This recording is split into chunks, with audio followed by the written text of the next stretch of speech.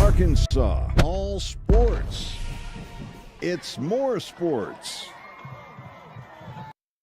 All right, welcome in, everybody. Glad you're with us for another night of more sports. Hope you're having a fantastic day and a good night.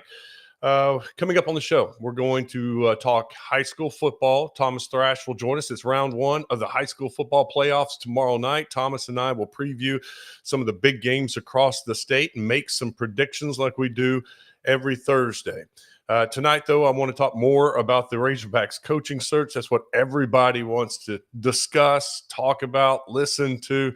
It is priority number one right now. Let's bring in our first guest. It is Chris Turnage, an agent, and he's got his ear out there. And I always like to get the agent's perspective on this thing because, Chris, it's very interesting. I know how the coaches talk and agents will talk. And in fact, usually when a story breaks, it comes from the agent of that coach releasing it to some national reporter. And it's very rarely that the local guys break the story. It's some national guy that the agents trust. Does you find that the case most of the time? Yeah, and I think a lot of times it's you scratch my back, I scratch yours. That reporter might help the agent out in some form or fashion. Maybe it's they post a story about their player, or maybe they talk about, hey, this player's finally getting healthy. He needs to be on other teams. And so then that agent sometimes wants to pay that reporter back, curry favor with that reporter. So then when they want something put in the media and spun to their liking, they can do that. With the Micah Parsons Dallas Cowboys thing, the agent was working a lot in the media. So were the Cowboys trying to get kind of that spin out there. And so in those instances, certainly you might see the agent, deal with the reporter, especially to curry favor. What does the Arkansas job look like? The appeal of it from the outside looking, Razorbacks, they think it's a great job, but is this a good job from people outside the state looking at the program? It is. A lot of people want to be in the SEC. I understand where Arkansas is in that pecking order, but a lot of coaches still would cut off their left arm to come be in the SEC. I think the big issue is going to be, and if I had a client that was getting close to this job, I would make sure it's put in writing. Okay, you've talked about this NIL commitment, Hunter. We're going to put that in the contract to make sure it is legit. I don't want to set my guy up to fail if he doesn't have that. Yeah, to make this job attractive, after some of the things Hunter has said in the media about not being able to compete for a national championship, how important is it that they have the backing this time to hire a coach? Yeah, I mean, again, you would certainly still have some coaches take it from a lower level, even if you didn't have that guarantee. But any bigger time coach is absolutely going to want that commitment. Like I said, most likely put it in the contract that says we're going to have X number of dollars spent to NIL that I can spend at my discretion, basically. Because that's another big thing is, all right, we got $40 million we can spend. Well, does that go with Remy Cofield or do I get the final say as the head coach? And those are all things that would be contractually worked out that would be put or should be put into the contract. How has that changed over the years? When you're writing a contract for one of your coaches to agree upon, I mean, back in the day, I guess it was just probably salary and maybe some incentives. What's it look like now? Yeah, now you start with an MOU. You probably have heard that term, Memorandum of Understanding. So that's kind of a one-pager that details here's the salary, here's the buyout terms. And then you kind of start working under that before you get the long-form contract done, which is usually, 8 to 15 pages with the school. One big thing that I always, tells people, whether it's my law students or whoever, is we also put in a guaranteed assistant pool in that contract. So many times people are just worried about the head coach's salary, and then all of a sudden a new athletic director comes in, says we're cutting the budget. Your assistant pool went from $1 million to $700,000. Well, that's a big deal. Then all of a sudden you don't have the type of assistance that you want to get. So we also want to make sure, hey, you got to guarantee that assistant pool stays the same as long as I'm here as a head coach.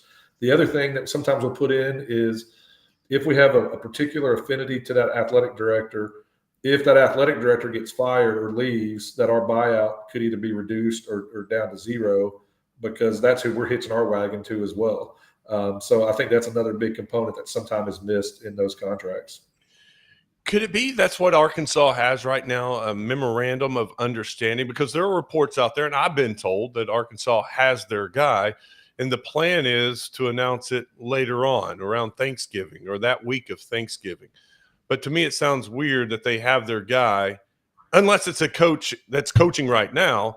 But if it's not, if it's a Gruden or a James Franklin, to me, you would go ahead and announce that guy right now so he can get to work recruiting, getting his staff together, whatever the case may be.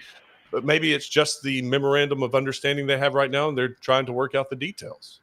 Potentially, I've been told that too, Wes, that they have their guy. But I'm like you, if I'm Gruden's agent and it's John Gruden, we actually would want it to be announced right now so you can start attracting those recruits. If I'm James Franklin, I want it announced right now so I can start getting my guys from Penn State to get ready to come over.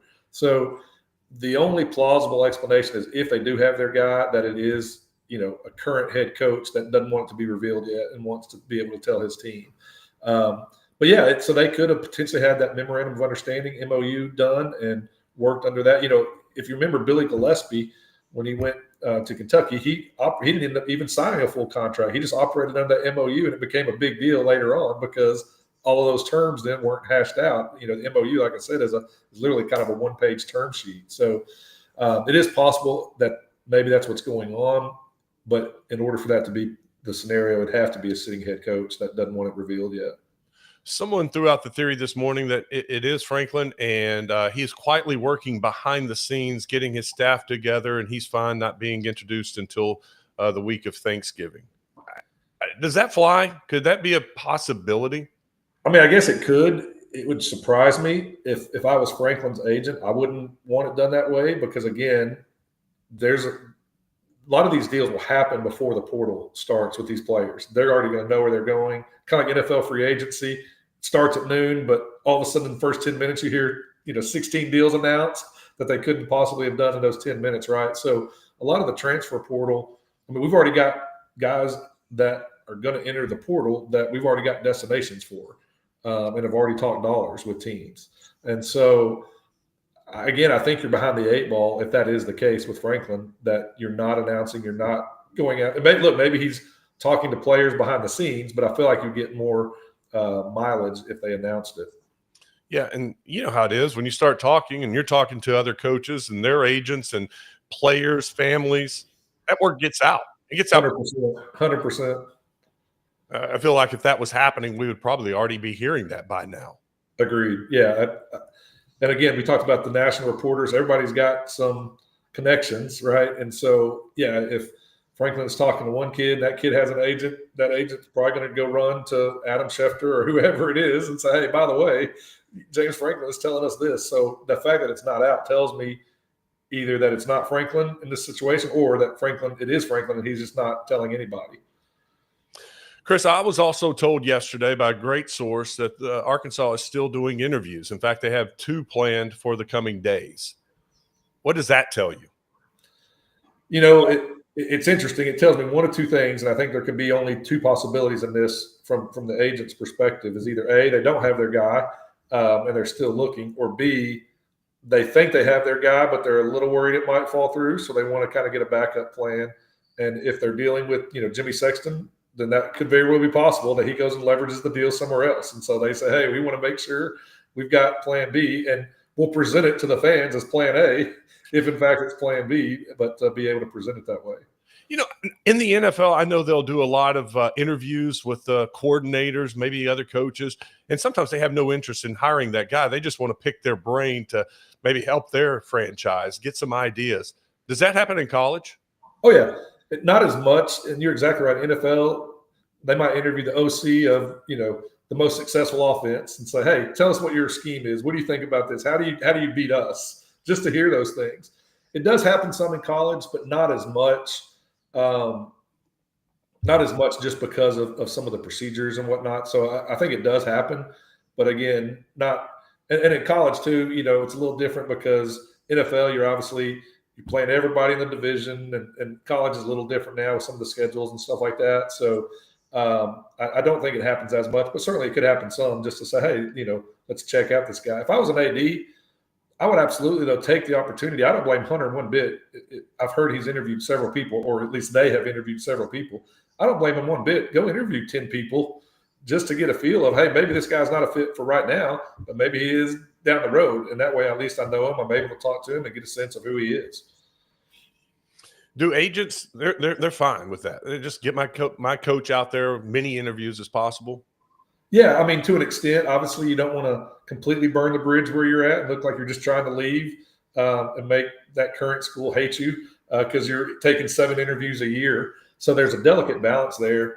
But I would tell you, every one of my coaches pretty much says, if you give me the interview, I think I can win the job, even in that scenario. So sometimes that the ego can kind of play into it, or the confidence can play into it. Do the schools have to know when you're doing an interview if you're the head coach, or do you try to keep that quiet? So in most cases, I do have a couple contracts that don't. I don't put it in there, but in most cases, the school will be pretty insistent that says, if you get called by another school, if you take an interview, you must notify us within 24 hours, something to that effect, a clause like that. So most schools do have that. Like I said, I do have a couple that didn't put it in, and I'm not going to volunteer that. If they don't want to put it in, then great. But there's a pretty common theme there where you got to notify. Now, they can't contract an agent from that standpoint. So in other words, they couldn't contract with the coach and say your agent can't go contact another school. So that's where you usually see then some agent doing some work. Coach is still living up to his contract. He hadn't talked to anybody yet. And the agent is kind of working behind the scenes to see if there's interest, set up those interviews. And then the coach, like I said, still can raise his hand and say, I haven't talked to anybody. I followed the contract. Is there another way around it when it's not really an interview? You're just talking with somebody, or is it, if you're talking, you've got to notify? Yeah, it depends on some language is more specific than others in those contracts. Some is a little ambiguous that I think you could use that, what you just said, Wes. Hey, I know this guy for 10 years. We were just having a conversation about his football program, kind of like maybe liken it to what Cal Perry initially had with your check. Hey, he wanted to ask me about the Arkansas program. What are the strengths and weaknesses, and maybe justify it that way. Some are a little bit more, again, specific that says if you have any conversations with any school, about an opening at their school, you must notify us within 24 hours of something, So some are a little bit more specific to weed out those gray areas. Very fascinating. Love this stuff. Chris, with everything what we've talked about, what do you think is going on at Arkansas? I do think James Franklin was the number one guy that they were targeting. Whether they get him or not, who knows? But I do think he was certainly the number one guy up there. I do have a connection to a coach they interviewed, and they indicated they kind of had a guy that they were really chasing, but we're still looking. And so they didn't say Franklin. They didn't tell this guy it was Franklin or anything like that. So I do think, based on what I've heard, they've pursued him. I also know there's been some interest. Dowell Loggins has expressed some interest. I don't know that he's a real candidate for Arkansas at this point, but obviously he's very interested at App State. I feel like it's probably too early in his head coaching career to be a true candidate. But I know, I think Jeff Traylor would crawl from San Antonio to Arkansas, to put it in Eddie Sutton terms, back in the day, to be the Arkansas head coach. I think, I do think a lot of the guys that you hear that maybe are second tier, whether it's a Summerall, whether it's a Silverfield, I do think a lot of those guys would be interested in taking the job, if offered. But I do think, based on everything I've heard, that, like I said, Franklin was at least a top choice that they have talked to. Chris, that was great stuff. I appreciate it. It really was. I said the word fascinating a minute ago, and it was. It's just great to pick your brain. I appreciate your time. Absolutely. Always love chatting with you, Wes, anytime. Take care. It's Chris Turnage, agent, NFL agent, college coach agent, joining us on More Sports. Great to have him on. And it is great to have Gwatney GMC on board. Black Friday right around the corner, but this November is a little different. It is special at Gwatney Buick GMC. You do not have to wait until that big Black Friday blowout. They got deals right now going on in North Little Rock, like the new Sierra 1500, up to 20% off MSRP. 2026 Terrains at just $279 a month. 2026 Buick Encore GX. That's $199 a month. And don't forget about the hottest crossover out there, the 2025 Invista Preferred. That's just $179 per month. No chaos right now. No drama. No having to fight for deals. It's happening right now. These Black Friday deals at Gwatney Buick GMC, 5700 Landers Road in North Little Rock. You can also go to GwatneyBuickGMC.com to see all of these deals that I'm discussing. Now we're going to switch gears and discuss high school football. It is playoff time. Thomas Thrash from Hootens.com back with us on this Thursday. Man, I'm so excited, Thomas, that we got some great playoff games in the first round. We do. We have some big matchups. Most of them are going to be probably blowouts, but we got some that are really good.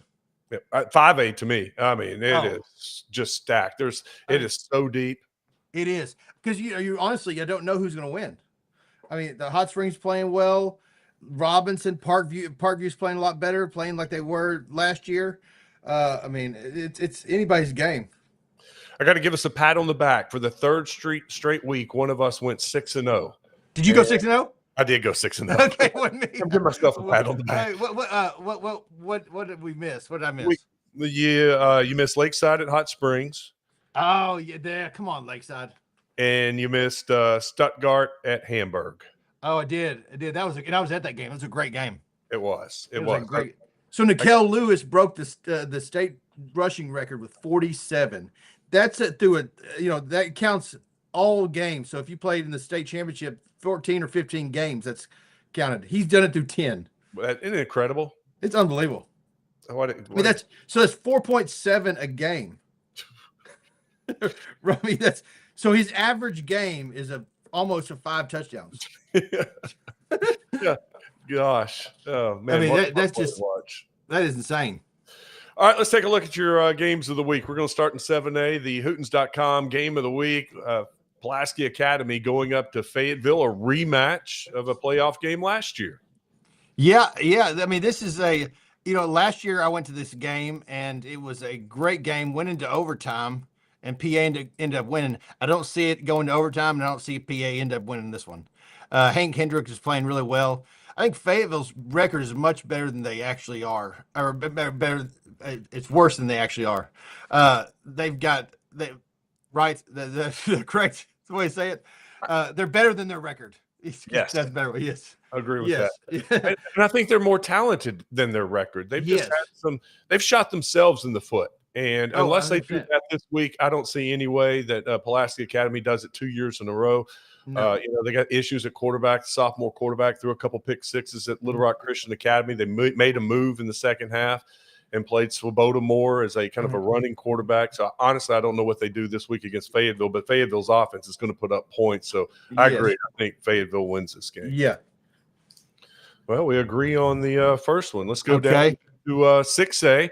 And it's a long road trip. Marion is headed all the way across the state to Van Buren.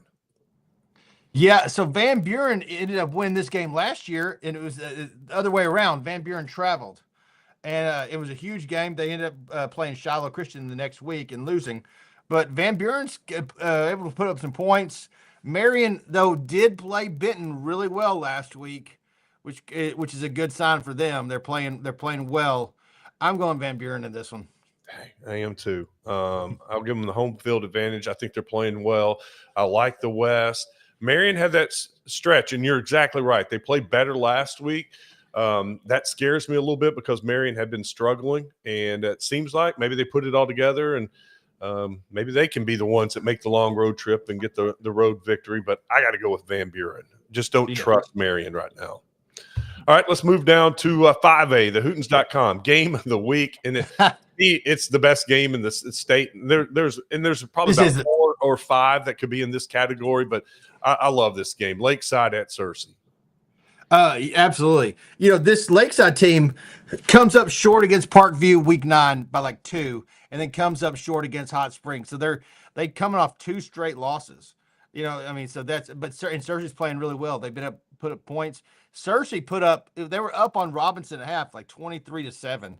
Of course, Robinson played the worst I've ever seen him play, and then they were able to come back the second half. But if they can start off with a half like that, I mean, there's no beating them. But Lakeside, I just don't see them losing 3 in a row. I mean, it's a tough one.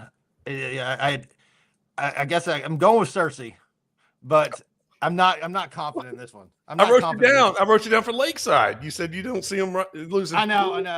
You know what? Are you going Searcy? I am. Okay, I'm going Lakeside. Lakeside let me down last week. Yeah, and the week before we picked Lakeside over Parkview and over Hot Springs. So I'm not picking against them 3 weeks in a row. All right, here's what's crazy. They are 4 points away, 5, whatever you want to say, from being the 1 seed. Yes. And instead, they lose 2 close games to 2 really good teams, and now they're the 3 seed. But they're a good team, and it's they're a great fortunate team. Draw for Cersei. They're playing a really good team in the first round of the playoffs. And so the same thing with Hot Springs. Hot Springs is coming up. They're playing BB Friday, and they're coming off an emotional win at week 10. The rivalry week. Both of them have an opportunity to have a letdown. I mean, it's a huge. I mean, so it's a tough to have your rivalry game right there, and then an emotional loss or emotional win, and then go into the next week. It's tough. Well, I think, my opinion, I'll get yours. I think the South and the Central were the 2 toughest conferences in 5A, and they're matched up in the first round, and that gives you some great games. Yeah, absolutely, absolutely. Because the South, Magnolia didn't even make the playoffs, and they were a really good team. So these top 3 teams are tough, and then Camden Fairview, at the 4 seed, is the one of the most. Yeah, forget about Camden Fairview. Going to Joe T. That's a tough matchup too. Yeah, no, it's a tough draw. You got to play. Which is good. You're in the playoffs. You don't want easy games. You want the winner will earn it for sure. Yeah. Let's go down to 4A, the Hootens.com 4A game of the week. Ozark at Bauxite. This is a really good game. Ozark coming out of a tough conference. Of course, Bauxite out of a tough conference. A couple 3 seeds right here. I think this is going to be a lot of fun at the pit. Yeah, both. Yeah, so we're gonna sit a filmer there, but Ozark, is playing really well, and we kind of we didn't pick the upset over Dardanelle, but we said it was a possibility when Ozark was playing Dardanelle. They're a talented team. They got a new coach who just won a state championship last year at Salem. They're playing with a lot of pride right now. You hadn't seen them play like this in a while. Bauxite's tough though. Evan Goodwin, their lineman, is the real deal. He's one of the best linemen in the state. Bauxite probably gets it done, but this should be a great game. This is one of the better games in the state. Yeah, I was impressed with the way Clinton went to Ozark and got that 2 seed and got that offense running, and they just rolled. I was expecting a much closer game. So that's why Ozark's a 3 seed, and they have to go on the road to Bauxite. I'm going Bauxite. Yeah. I think the pit, the environment, that is a true home field advantage. So I'm going Bauxite. Yeah. You too? Yeah, I'm going Bauxite too. Okay. All right, well, let's move down to 3A, the Hootens.com 3A game of the week. Atkins at Prescott. This is another matchup, right, of 3 versus 3?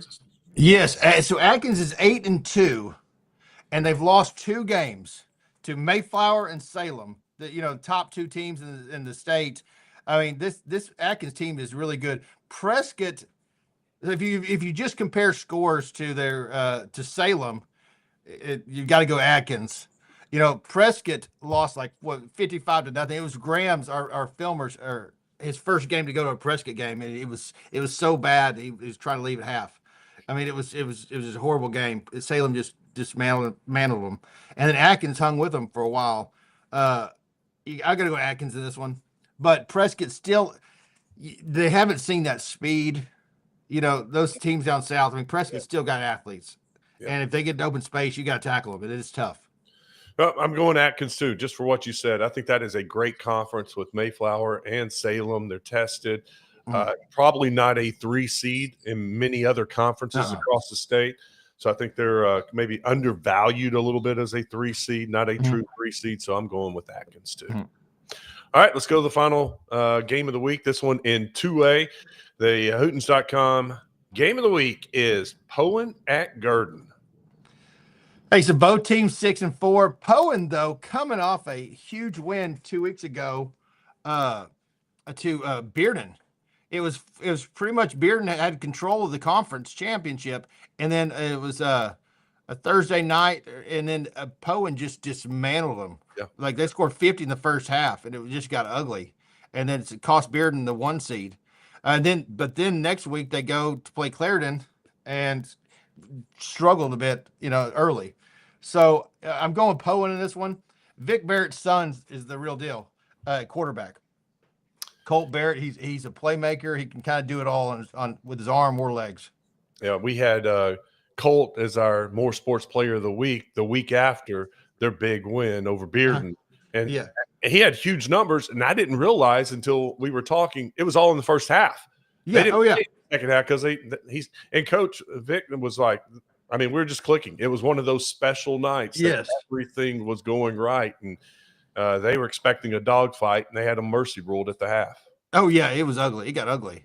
And I just don't know what happened, how that happens, because Bearden was in control of the conference, and to lose that bad to the 4 seed or 3 seed. All right, so we go both are going with Poen in this one. So the only one we disagree on is the Lakeside. Cersei. That's exactly right. How about Yeah, that? Okay, You good. want to change your mind and go with Cersei, and we're all No, on I mean it's a 50-50, but Yeah, it is. I'm tired of picking against Lakeside. Yeah. So All right, Thomas. Hey, enjoy it Friday night. I really don't have to say it because it's going to be a great Friday night. It is. Have fun. it is. All right. Thanks a lot, and I'll see you soon. All right, it's Thomas Thrash, Hootens.com, joining us on More Sports. Be sure to check out their scoreboard on Friday night. They do a great job of updating the scores. And when you go to their scoreboard, they have links to the YouTube pages or whatever homepage they have to watch these games. So it makes it very convenient.